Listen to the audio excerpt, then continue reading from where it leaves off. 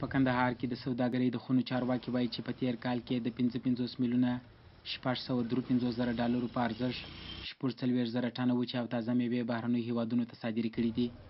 په کندهار کې د سوداګرۍ د خونو مرستیال انجینر عبدالباقي بنا ازادي راډیو ته وویل که څه هم تیر کال د انګورو د راټولولو پر مهال پاکستان د شاوخوا 100 ورځو لپاره د سپین بولدک او چمن ترمنځ لار وتړل او د لندې میوې د سوداګرو لسګونه موټر انګور خراب شول، خو له دې سره د تیر کال په لسو میاشتو کې د تیرو کلونو په پرتله د میوو په صادراتو کې زیاتوالی راغلی.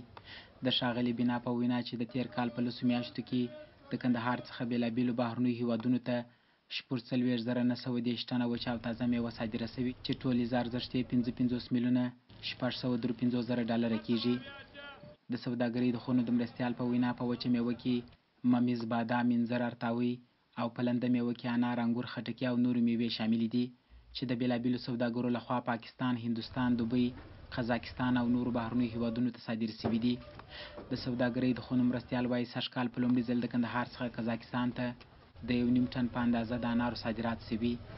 بلخوا د لندې میوې سوداګر وایي چې په دغه ولایت کې د یوه معیاري او مجهز مارکیټ جوړېدو د میوو په ساتلو او انتقالولو کې اسانتیاوې رامنځته کړي. د مهمند د لندې او تازه میوې په نوم د دغه معیاري مارکیټ یو سوداګر حاجي شالالی وایي د تازه میوو په موسم کې له دغه مارکیټ څخه هره ورځ د 500 ټنه په اندازه د تازه میوو او سبزیو صادرات کېږي. کندهار میوه جات چې وتل ته د ورځې د دې مارکیټ څخه 300 ټنه 900 ټنه 400 ټنه پورې انار وتلل د دې منډۍ څخه دونه انار وتل. نو انګور چې وتل انګور وخت کې انګور هم دغه یو 200 ټنه 260 ټنه 250 ټنه پورې انګور د دې مارکیټ څخه وتل. دلته یوازې زموږ د مارکیټ 250 ټنه کې د دې 50 ټنه په ښار کې خرڅېږي، 200 ټنه وځي خارج ته پاکستان او بل لپاره. په ورته وخت کې باغ لرونکي هم سږکال نسبت تیرو کلونو ته د انارو او انګورو حاصلات ښه بولي.